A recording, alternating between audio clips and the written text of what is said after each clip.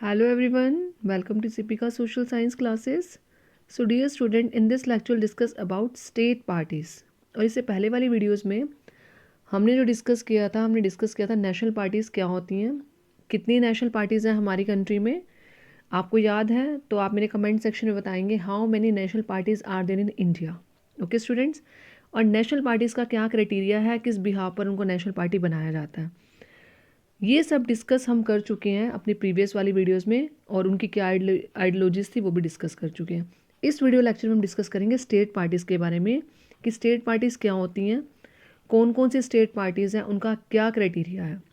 अब state parties के साथ साथ हम नेशनल पार्टीज़ को माइंड में लेके चलेंगे, क्योंकि ताकि आपको ये डिफरेंस क्लियर हो जाए कि स्टेट पार्टीज़ और नेशनल पार्टीज़ बनने के लिए कौन कौन सा क्राइटेरिया होता है। अगर आप दोनों को साथ लेके चलेंगे तो आपके लिए ईजी हो जाएगा, दोनों पार्टीज़ को आसानी से आप समझ भी पाएंगे। अब क्या है, स्टेट पार्टीज़ को कौन रिकॉग्नाइज करता है कि ये स्टेट पार्टी है या नेशनल पार्टी है, उसके लिए भी कुछ क्राइटेरिया होगा। तो इसमें इलेक्शन कमीशन एक इम्पॉर्टेंट रोल प्ले करता है कि किस पार्टी को हमें स्टेट पार्टी का दर्जा देना है और किस पार्टी को हमने नेशनल पार्टी का दर्जा देना है। तो जितने भी पार्टीज़ हैं नेशनल पार्टीज़ के अलावा, other than national parties, many parties are classified as state parties. National जो हमारी जितनी भी पार्टीज़ हैं उनके अलावा जितनी भी पार्टीज़ रह जाती हैं जो स्टेट लेवल पर वर्क करती हैं, उन्हें हम क्या बोलते हैं, स्टेट पार्टीज़।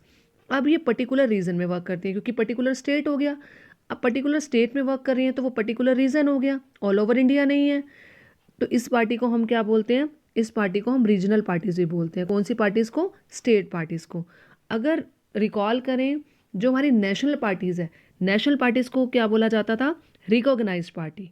ठीक है, क्योंकि वो ऑल ओवर इंडिया वर्क कर रही है तो they are also called recognised party. और स्टेट पार्टीज पर्टिकुलर रीजन पे वर्क करती हैं, इसलिए हम उनको क्या बोलते हैं, रीजनल पार्टी। अब it is regional in outlook but plays a very important role in national politics और नेशनल लेवल पर। अब ये जो पार्टीज़ हैं वो रीजनल दिखती हैं, मतलब अगर उनका आउटलुक देखा जाए तो रीजनल लेवल पे वर्क कर रही हैं। बट देखो मैंने उसके साथ एक लाइन मेंशन किया है, it plays a very important role in national politics. National level पर इन पार्टी का अपना एक मेजर रोल होता है। अब देखिए 1991 से अगर हम देखें 2014 तक कोई भी पार्टी मेजोरिटी पार्टी नहीं थी। मेजोरिटी पार्टी मीन्स क्या होता है, जैसे 545 सीट्स होती हैं लोकसभा इलेक्शन के लिए, मेंबर्स ऑफ पार्लियामेंट के लिए। अब 545 में से अगर जो पार्टी मेजोरिटी में जीतना चाहती है तो उसके लिए 272 से ज़्यादा सीट्स उसको मिलनी चाहिए, 273 सीट्स मिलनी चाहिए, मोर देन 50%। तो वो पार्टी क्या बन जाती है, मेजोरिटी पार्टी बन जाती है, और उसका लीडर जो होता है वो प्राइम मिनिस्टर बन जाता है। उसको किसी के साथ मर्ज होने की ज़रूरत नहीं पड़ती। पर अगर 2014 के बाद आपने देखा बीजेपी जो आई है वो मेजोरिटी में जीती थी, तो उस पार्टी को कोलिजन की कोई ज़रूरत नहीं है। बट 1991 से 2014 की बात करें तो किसी भी पार्टी को मेजोरिटी नहीं मिली थी। और जब किसी पार्टी को मेजोरिटी नहीं मिलती तो वो दूसरों के साथ गठबंधन करके, कोलिजन करके, तो वो सरकार बनाती है। तो अब ये लाइन मैं आपको इसलिए यहाँ पर समझा रही हूँ क्योंकि मैंने यहाँ पर बोला आपको कि ये रीजनल दिख रही हैं, पर नेशनल पॉलिटिक्स में, नेशनल लेवल पर इनका इंपॉर्टेंट रोल कैसे होता है। एक एग्जांपल से मैं आपको समझाती हूँ। जैसे मान लो कांग्रेस का एग्जांपल ले लो। सपोजिंगली कांग्रेस पार्टी थी 2014 से पहले, वो पार्टी जीतती। अगर कोई भी इलेक्शन हुआ है 2004 में लगा लो, 2004 में जो इलेक्शन हुआ है, मान लो कांग्रेस पार्टी को मिली हैं 230 सीट्स। ठीक है, अब 230 सीट्स, और मैंने आपको बोला है कि 272 सीट से ज़्यादा चाहिए। मान लो 273 सीट्स चाहिए एक पार्टी को मेजोरिटी में आने के लिए। अभी मेजोरिटी में तो आ नहीं सकती क्योंकि इसको मिले 230 सीट्स। तो ये किसी पार्टी के साथ कोलिजन करेगी। अब ये स्टेट पार्टीज़ में देखती है कौन सी पार्टीज़ को सीट्स इतनी मिली हैं कि वो मेरे साथ गठबंधन करे और मेरे साथ ज्वाइन हो जाए। तो इसने देखा स्टेट पार्टी में एक पार्टी है, उसको कम से कम 45 सीट्स मिली हैं। अब ये क्या करेगी, उसके साथ क्या हो जाएगी, ज्वाइन हो जाएगी। कितनी सीट्स मिल गई हैं, 275 सीट्स होगी, और हमें कितनी चाहिए होती, 273। अब दोनों पार्टीज मिलकर कोलिजन गवर्नमेंट बना के आसानी से सरकार चला सकती हैं। बट अब आप देखिए, ये जो पार्टी थी ये रीजनल लेवल पे वर्क करी थी, स्टेट लेवल पर यहाँ पर आके इसने कोलिजन किसके साथ किया, नेशनल पार्टी के साथ किया, क्योंकि कांग्रेस एक नेशनल पार्टी है। अब देखिए रीजनल दिख रही है पर इसने अपना एक इम्पॉर्टेंट रोल प्ले किया है गवर्नमेंट को चलाने में। समझ आ गया इस एग्जाम्पल से कि कोई पार्टी अगर कोलिजन गवर्नमेंट में रीजनल पार्टी ज्वाइन हो जाती है कोलिजन करके, तो वो नेशनल पार्टी के साथ वर्क करती है, तो वो नेशनल लेवल पर वर्क करती है। तो इसी तरह it is regional in outlook but plays a very important role in national politics. No national party is able to secure on its own a majority in Lok Sabha. तो कई बारी कोई भी मतलब पार्टी के लिए ईजी नहीं होता कि वो मेजोरिटी में उसको लोकसभा इलेक्शन में सीट्स मिले। बट जैसे अभी बीजेपी की सरकार है तो वो मेजोरिटी में चल रही थी, तो इससे पहले वाली की बात कर रही हूँ कि मुश्किल होता है कि पार्टी के लिए मेजोरिटी गेन करना, तो वो किसके साथ कोलिजन बनाती है, वो स्टेट पार्टीज़ के साथ बनाती हैं।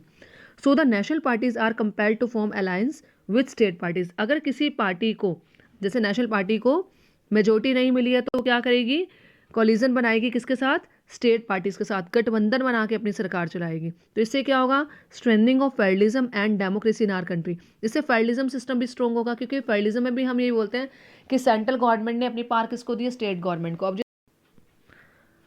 अब स्टेट पार्टी भी नेशनल लेवल पर वर्क कर रही है, क्योंकि दो सरकारें मिलकर, मतलब एक नेशनल पार्टी ने किस पार्टी के साथ ज्वाइन किया अपना हैंड, स्टेट पार्टी के साथ ज्वाइन किया, और अगर उस कांग्रेस को अपनी सरकार चलानी है तो वो रीजनल पार्टी जो स्टेट पार्टी है उस पार्टी की लोगों की भी बात माननी पड़ेगी, नहीं तो सरकार गिर जाएगी। तो अपनी सरकार चलाने के लिए स्टेट पार्टी भी नेशनल लेवल पर आकर अपनी आवाज़ को उठा सकती है। तो ये फेडरलिज्म की जो आइडियोलॉजी है, फेडरलिज्म का जो प्रिंसिपल है, उसको और ज़्यादा स्ट्रेंथन करता है और हमारी डेमोक्रेसी को भी स्ट्रेंथन करता है, क्योंकि डेमोक्रेसी में हर पार्टी को राइट है कि वो नेशनल लेवल पर भी आकर वर्क कर सकती है, लोगों को अपनी बात कहने का और अपनी सरकार बनाने का राइट होता है। तो यहाँ पर दोनों सिचुएशन क्या हो जाती हैं, फुलफिल हो जाती हैं। अब इसमें एग्जाम्पल्स हैं जैसे समाजवादी पार्टी, माता पार्टी, राष्ट्रीय जनता दल। कुछ यहाँ पर देखिए मैं आपको दिखाती हूँ, ये कुछ हमारी रीजनल पार्टीज़ हैं इंडिया की। तो अलग अलग जगह पर अलग अलग पार्टी है। देखो, जनता दल सेकुलर हो गया, तेलंगाना राष्ट्र समिति, ऑल इंडिया मजलिस से इत्तेहादुल मुस्लिमीन ये पार्टी है। तो अलग अलग पार्टीज़ हैं जो यहाँ पर रीजनल लेवल पर क्या कर रही हैं, वर्क कर रही हैं, और कई बारी ये नेशनल लेवल पर भी आके वर्क करती हैं। कैसे, कोलिजन बना के, जो मैंने अभी आपको बताया। अब स्टूडेंट्स देखिए, इन पार्टी को हम रीजनल पार्टीज बोलते हैं, और इससे हमारी जो पार्लियामेंट है वो डिवर्स हो चुकी है। पार्लियामेंट कैसे डिवर्स हो गई है कि इसमें अब अलग अलग एरिया के, अलग अलग रीजन के लोग जो हैं वो पार्लियामेंट में आते हैं, जिससे पार्लियामेंट में हर कम्युनिटी की, हर एरिया की आवाज़ वहाँ तक पहुँच जाती है। तो इससे पार्लियामेंट क्या हो चुकी है, डिवर्स हो चुकी है, क्योंकि डिफरेंट डिफरेंट स्टेट्स हैं और उनके डिफरेंट डिफरेंट लीडर्स हैं। अब हमने स्टेट पार्टी को किस भी यहाँ पे स्टेट पार्टी मानना है, कोई ना कोई क्राइटेरिया होगा। जैसे हमारा था नेशनल पार्टी के टाइम पर जो हमने क्राइटेरिया फॉलो किया था, उसी के अकॉर्डिंग, वोट की प्रोपोर्शन के अकॉर्डिंग और सीट्स की प्रोपोर्शन के अकॉर्डिंग स्टेट पार्टी के लिए भी कुछ क्राइटेरिया होता है, जिसके कारण इलेक्शन कमीशन उसे स्टेट पार्टी का दर्जा देती है।